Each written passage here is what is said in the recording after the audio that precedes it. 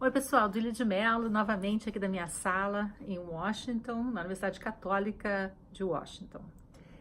Bem, eu venho contar para vocês hoje um pouquinho sobre a minha carreira. Vocês sabem que eu sou astrônoma, né? E como que eu fiquei conhecida como a Mulher das Estrelas. Então, vou explicar aí, tintim por tintim, para vocês saberem como que a gente vira astrônoma. Então, eu era daquelas crianças que queria estudar ciências, né? Gostava de tudo relacionado ao espaço. Então, eu fiz vestibular para astronomia, na época tinha vestibular, não era Enem, né?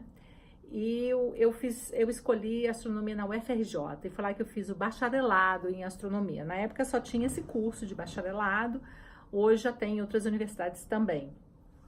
Mas é possível também fazer física e depois seguir a carreira de astronomia. Muita gente não gosta dessa opção, prefere fazer astronomia desde o começo, e eu, no caso, eu morava no Rio, então eu podia mesmo fazer astronomia desde o começo. Então, eu sugiro aí procurar nas universidades locais os cursos de física e depois, no mestrado e no doutorado, ir estudar astronomia nos centros que possuem os cursos de mestrado e doutorado, né? E tem muitos centros, por exemplo, a USP, na Universidade de São Paulo, a própria UFRJ, o Observatório Nacional, no Rio de Janeiro, a Universidade Federal, no Rio Grande do Sul, a Universidade Federal do Rio Grande do Norte, em Sergipe também tem algumas opções no Brasil, na Universidade Federal de Minas Gerais, de Belo Horizonte, e por aí. Muitos cursos também de física que oferecem doutorado podem também fazer alguma área parecida, correlata, por exemplo, cosmologia, tem muitas universidades do país também nas áreas de física. Então, tem que lembrar que para ser astrônomo tem que fazer doutorado, não tem muito jeito, não. A gente tem uma carreira muito competitiva e é uma carreira acadêmica, né? Então tem que fazer mestrado e doutorado. No Brasil, precisa fazer o mestrado para fazer o doutorado. São poucos os casos, aliás, acontece, de fazerem doutorado direto. Mas aqui nos Estados Unidos, não. Aqui nos Estados Unidos não precisa fazer mestrado. O mestrado é uma decorrência do doutorado, ou seja, você ganha o mestrado durante o seu doutorado.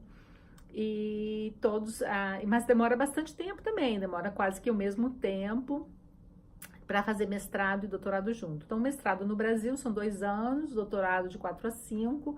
Depende também do tipo de bolsas de estudos que tem, né? Porque todo mundo tem bolsa de estudo, né? Ninguém paga para fazer mestrado e doutorado em ciências, são raríssimos os casos que isso acontece. Então, vocês seriam premiados com uma bolsa de doutorado, uma bolsa de pós-graduação. No Brasil tem várias agências financiadoras, né?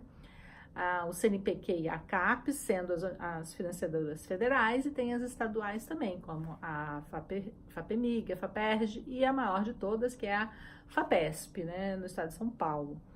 Então, tem algumas opções. Claro que o valor é baixo e hoje em dia está muito difícil de conseguir bolsas por causa dos cortes nas universidades, com os cortes no governo federal, então é complicado hoje em dia pensar em fazer a carreira com o pagamento vindo do governo federal, até porque no Brasil tem essa coisa de ser meio cíclico, né, que às vezes acontece isso do atual governo não ter assim uma simpatia muito grande pela ciência e pela pesquisa e não financiar então devidamente a pesquisa e a ciência, né? No meu caso, por exemplo, eu fiz então, bacharelado na UFRJ, eu fiz mestrado no Instituto de Pesquisas Espaciais, em São José dos Campos, que é um grande instituto brasileiro, que é um instituto que pertence ao Ministério de Ciência e Tecnologia.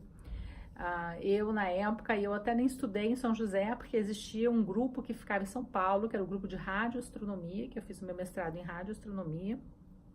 Então, eu ia a São José dos Campos para fazer alguns cursos, mas eu não morei nunca em São José. Então, eu fiz mestrado no INPE e fiz doutorado na Universidade de São Paulo, no Instituto Astronômico e Geofísico, no IAG. Eu tenho muito orgulho do meu doutorado da USP, aliás, do meu mestrado no INPE também, e do meu bacharelado na Universidade Federal do Rio de Janeiro também.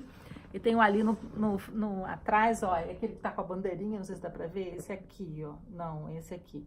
Esse aqui é o meu diploma de doutora da USP, que eu tenho com muito carinho aqui na minha sala. Depois eu falo o que é aquele outro lá, outro dia. Mas então é isso, a carreira, ela é uma carreira acadêmica, para ser cientista tem que estudar muito, claro que todo mundo sabe disso, né, porque senão não seria todo mundo cientista, né, mas não precisa ser gênio, e tem esse estigma aí que para ser cientista tem que ser gênio. Não, eu acho que tem que ser genial, Olha só, o que que eu falo que tem que ser genial e não ser gênio? Ser genial porque você precisa ser criador, precisa ser criativo, precisa ter iniciativas, né? E precisa se dedicar muito àquilo que está fazendo, né? Mas não precisa ser gênio, aqueles que são poucos, né? Os gênios da humanidade. Mas basta, sim, uma grande dedicação, um afinco e um foco, né? E não desistir. Então, essa eu acho que é assim a receita número 1, é dedicação e resiliência, né? Não pode desistir no primeiro, na primeira pedra. Vão ter muitas pedras. E lembrem aí as meninas, as mulheres, né? Que as pedras ainda são ainda maiores para nós, né? Então, vai ter que subir a montanha o tempo inteiro, vai ter que ser, complicado, né? Vamos esperar, vamos tentar melhorar isso, né? Quem sabe as próximas gerações já será melhor. Para minha geração já foi um pouquinho melhor, eu acho que a atual geração já é um pouquinho melhor também. Mas é sempre um processo, não pode esquecer disso, tem sempre que jogar uma aguinha lá para aumentar o número de meninas na ciência, né? Então, eu falo aí para todas as meninas que queiram fazer carreiras como essa, como astronomia, que sim, é possível, que sim, é difícil, mas que com resiliência tudo se contorna. E outra coisa é procurar mentoria, falar com as professoras, com os professores, conversar com eles, para também resolver os problemas juntos, né? Porque muita gente já passou por problemas parecidos, então seria fácil, seria mais fácil conversar com essas pessoas que passaram por esses problemas, porque aí já existem soluções para esses problemas, né? E aí se inspirar na história deles também. Então é isso, a carreira de astronomia foi o que eu falei hoje aqui da minha sala, e eu espero que estejam gostando destes 5 minutos, que hoje foram 7, aqui na sala da Duília.